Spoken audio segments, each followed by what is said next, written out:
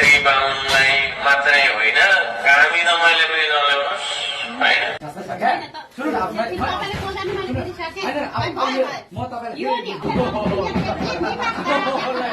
अब मेरो आमा भने दुईजना हुनुहुन्छ, बाहुनको छेत्रीको छोरी पनि हुनुहुन्छ। अब म यता उसँग यो भिडियो त यो जति सक्दो सेयर गर्नु यो भिडियो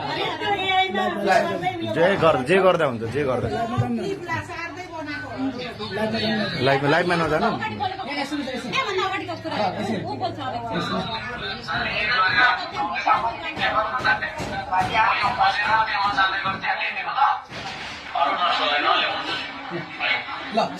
छेत्री बाहुनलाई मात्रै होइन कामी दमाईले पनि नल्याउनुहोस्। अब सुन्नुहोस्, अब तपाईँले हेर्नुभयो नि होइन, अब यहाँ हेर्नुहोस् म तपाईँलाई ल, यहाँ के छ भिडियो पुरा हेर्नुहोस् ल, सबै नबोलिदिनुहोस् है। यही भिडियो तपाईँले काटेर कसरी ट्याग गरेछ? मैले सोद्धाखेरि केही पनि देखिनँ। एजेन्डा उहाँको छेत्री र बाहुनलाई गाली गर्ने, छेत्री र बाहुनलाई गाली गर्ने, विशेष गरी बाहुनलाई गर्ने अनि छेत्रीलाई गर्ने है। अनि हिन्दू धर्मको विरोध गर्ने, हिन्दू मूलवासी आफूलाई भन्ने, अनि त्यस पछाडि हिन्दू धर्मको विरोध गर्ने, बाहुनलाई विरोध गर्ने, छेत्रीलाई विरोध गर्ने। एजेन्डा त यति मात्रै रहेछ है।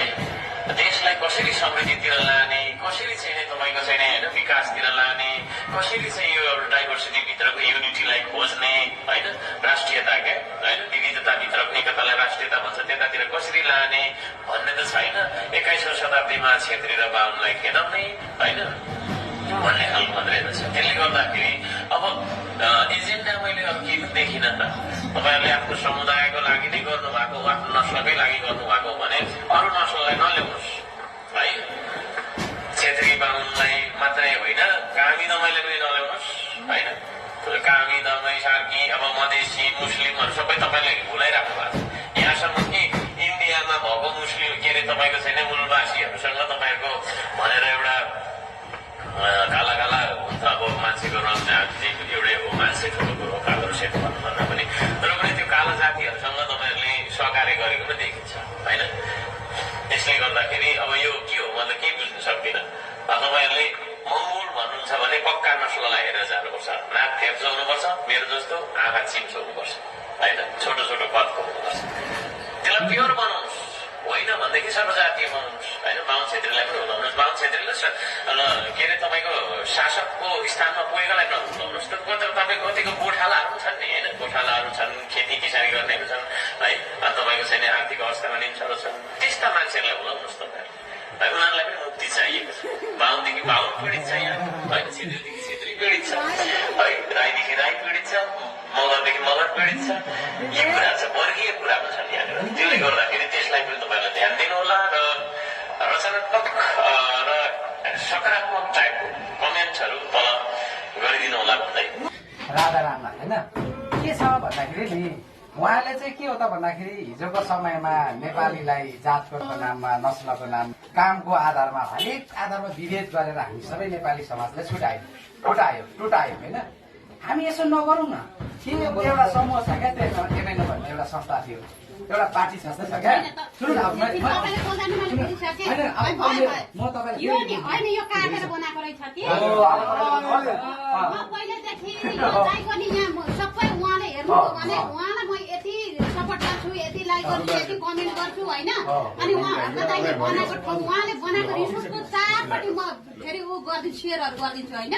अन्तखेरि त्यहाँ मैले हाम्रो छोरी धरानमा छ, हर्को दाइकै छेउमा छ। अनि कान्छी म एकदिन आउँछ है, हर्को दाइको उसमा रिसोर्स हुनुपर्छ है,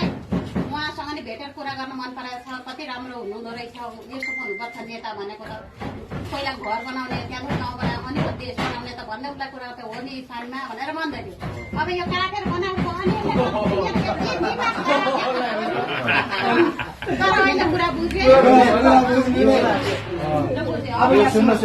म तपाईँलाई एउटा पद पढेर एउटा यहाँ एउटा चाहिँ लिस्ट पढेर सुनाउँछु। यहाँ के भनेको छ भन्दाखेरि चाहिँ किसान मजदुर र गरी खानेको सरकार। तपाईँको चाहिँ के छ भन्दाखेरि यहाँ श्रमको आधारमा गरिने विभेदको अन्त्य, समतामूलक समाज। आज मान्छेलाई के गरेको छ भन्दाखेरि श्रमकै आधारमा मान्छेलाई विभेद गरिएको छ क्या नेपाली समाजमा। तपाईँले एउटा राम्रो काम गर्नु चाहिँ मानिलिउँ तपाईँले यो के बनाउनुहुन्छ होइन त्यो सम्मान गर्नुपर्ने ठाउँमा के गर्यो विभेद गरियो मान्छेलाई आज तपाईँको छोरा चाहिँ मानिलिउँ तपाईँको चाहिँ 20 वर्षको छ होइन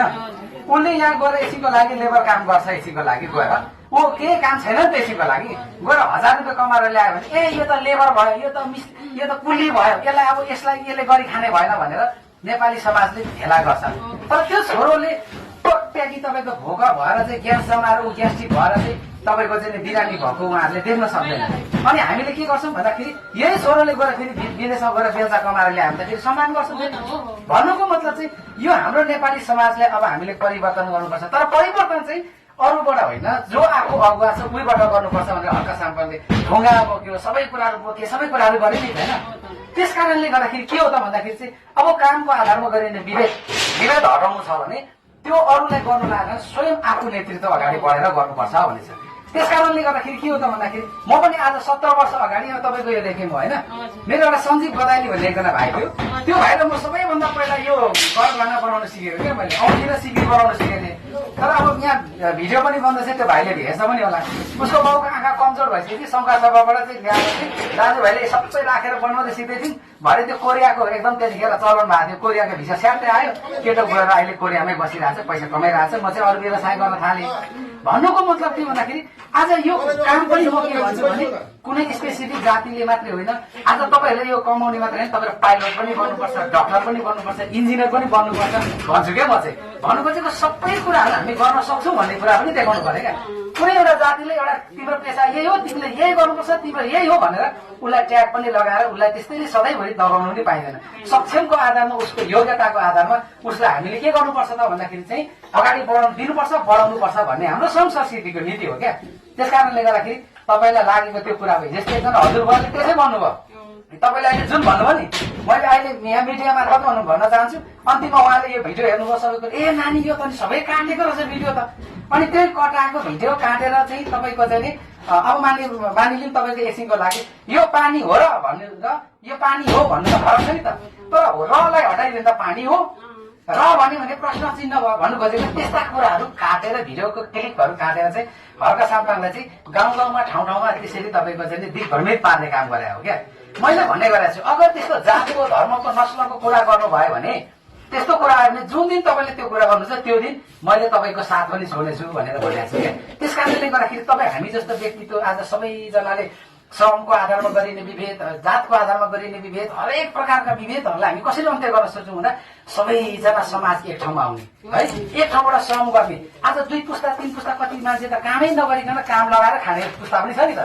तर त्यस्ता पुस्ताहरू पनि यदि गएर श्रम गर्न थाले काम गर्न थाले भनेदेखि उसले श्रमको महत्त्व बुझ्छन् होइन ओहो मैले चाहिँ काम गर्नेलाई चाहिँ इज्जत गर्नुपर्ने छ काम त सजिलो होइन रहेछ नि त भन्ने कुराहरूको एउटा चाहिँ प्रत्याभूति हुन्छ त्यही भएर तपाईँहरूलाई यस्ता खालका भ्रमका कुराहरूलाई तपाईँले चाहिँ फिन्जेको कारणले गर्दा तपाईँलाई कतिलाई भ्रम पारेको छ र नेपालमा कति कुराहरू जाति पार्टी भन्छ जाति पार्टी निर्माण गर्नै सकिँदैन हेर्नुहोस् नेपालको कानुनमा त्यो 30% खस आर्य समुदाय भन्नाले कुनै पनि राजनीतिक दल तपाईँको राष्ट्रिय पार्टी नै हुँदैन हेर्नुहोस् 28% आदिवासी 13% तपाईँको चाहिँ दलित समुदायले समेट्न सकेन भने त्यो पार्टी नै बन्दैन भनेपछि कसरी जाति पार्टी हुन्छ त यस्ता कुराहरू थुप्रै कुराहरू छन् यसलाई हामीले दूर गर्दै गर्दै जान्छौँ दिदीले चाहिँ यो कुराहरूलाई आज भिडियो बन्ने तपाईँले चाहिँ अब अनुमति छ भने यसलाई हामी पोस्ट पनि गर्छौँ किनभने तपाईँ जस्तो कन्फ्युजन हुने थुप्रैजना हामीले देखेका छौँ क्या हो रिसाएका छन् अब यी मेघराज दिलालजी यहाँ हुनुहुन्छ म सँगसँगै हिँडिराख्नु भएको छ होइन अब हामी सबै सँगै हिँडिरहेका छौँ तर मान्छेलाई कस्तो लाग्छ भनेदेखि कोही मान्छे चाहिँ ए हेरौँ न के रहेछ भन्ने हुन्छ नि त मान्छेको अनि हेरेर पर्खामा हुन्छ त्यस कारणले गर्दाखेरि तपाईँहरूको पक्कै पनि यस्ता खालका तपाईँको कन्फ्युजनका कुराहरू सामाजिक सञ्जालले ल्याएका तपाईँका त्यस्ता भ्रामक कुराहरूमा प्रति चाहिँ तपाईँहरूले चाहिँ एक प्रकारले होइन त्यस्ताहरू विभेदहरू हटाउनुपर्छ र त्यस्ता भ्रममा नलागौँ भनेर मैले धेरैवटा भिडियो प्रुफ पनि बोकेको छु क्या अनि मान्छेले के छ 5 सेकेन्डको भिडियो टक्कसँगले 5 सेकेन्डमा चाहिँ हालेको हुन्छ अनि ततिर चाहिँ त्यहाँ जाने बाटो निस्किन्छ अनि यस्तो गर्यो उस्तो गर्यो यहाँ गर्यो त्यहाँ गर्यो भन्छ पुरा भिडियो हेरेको छैन म तपाईँलाई सेयर गर्छु है मेरो आमा भने 2 जना हुनुहुन्छ बाहुनको छेत्रीको छोरी पनि हुनुहुन्छ अब म यता उसँग आएँ मैले त भेदभाव गरिनँ नि होइन एउटा समाजको भन्ने मान्छे सबैजनाले ताली बजाइदिनुहोस्